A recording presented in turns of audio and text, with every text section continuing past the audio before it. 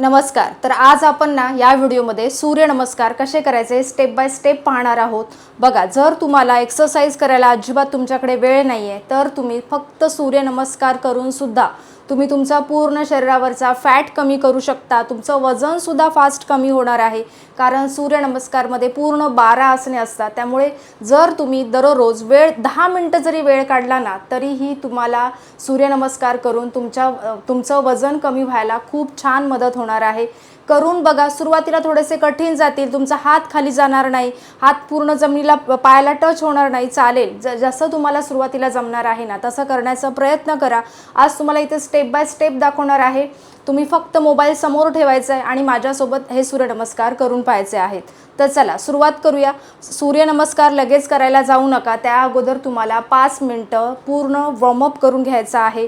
म्हणजेच तुम्हाला neck rotation, पुन्हा हँड रोटेशन आणि पूर्ण हिप रोटेशन, नी रोटेशन हे सगळं करून घ्यायचं आहे आणि त्यानंतरच सूर्यनमस्कार करायला लागायचे. वॉर्मअप एक्सरसाइज केल्याशिवाय तुम्ही लगेच सूर्यनमस्कार करायला जाऊ नका. तुम्हाला तुमच्या बॉडीला व्यवस्थित पहिल्यांदा गरम करायचं आहे आणि त्यानंतरच सूर्यनमस्कार करायचे. तर चला सुरुवात करूया. काय करायचे, दोन्ही पाय सुरुवातीला एकत्र ठेवायचे. आता जर एकत्र राहत नसतील, बॉडी बॅलन्स होत नसेल तर थोडेसे असे ओपन ठेवले तरीही चालेल. इथे तुम्हाला श्वास घ्यायचा आहे, नमस्कार पोझिशनमध्ये यायचं आहे. पुन्हा तुम्हाला इथे श्वास सोडून द्यायचा आहे, ब्रीदिंग नॉर्मल ठेवायची आहे आणि इथे पुन्हा श्वास घेत आपल्याला पाठीमागे जायचं आहे. दोन्ही हात सरळ पाठीमागे, जेवढं पाठीमागे जाऊ शकता बस इथेपर्यंतच जायचं आहे. पुन्हा हळूहळू पुढे यायचं आहे श्वास सोडत. हात खाली. जर तुमचा हात खाली पूर्णपणे असा टच होत नाहीये तर असा होल्ड ठेवा, पण दोन्ही पायाच्या साईडला हात आला पाहिजे.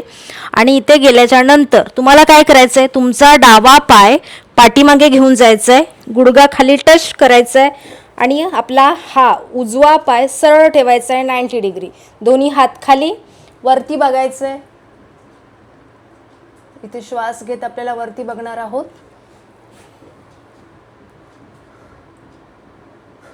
ब्रीदिंग नॉर्मल ठेवायची आहे. पुन्हा श्वास घेत आपल्याला दोन्ही पाय म्हणजे आपला उजवा पाय सुद्धा पाठीमागे यायचा आहे पर्वतासनमध्ये. इथे श्वास सोडून द्यायचा आहे, ब्रीदिंग नॉर्मल ठेवायची आहे. पुन्हा इथे आपल्याला आपला गुडघा खाली, दोन्ही गुडघे खाली टच करायचे आहेत.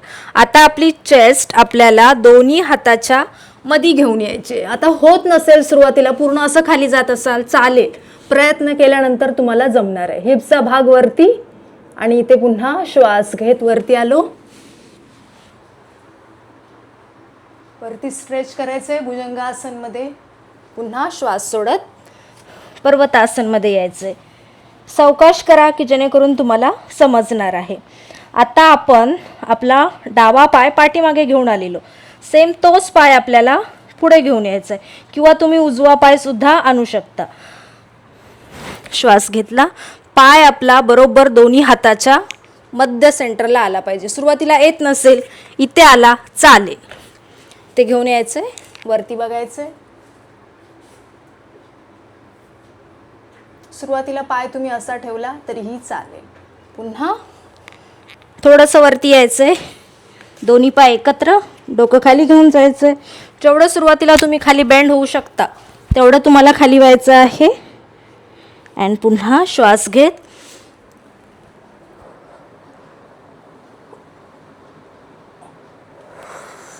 And relax. पुन्हा एकदा करून दाखवते. आता इथे आपण काउंट करून करूया. 1 2 स्लोली 3. आता आपण आपला उजवा पाय पाठीमागे घेऊन जाणार आहोत.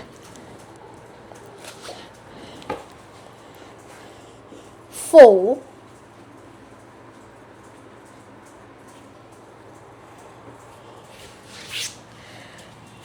5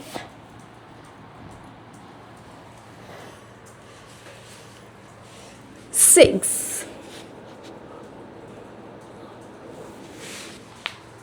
7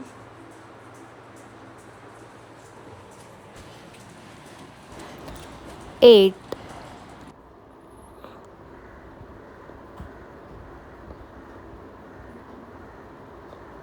9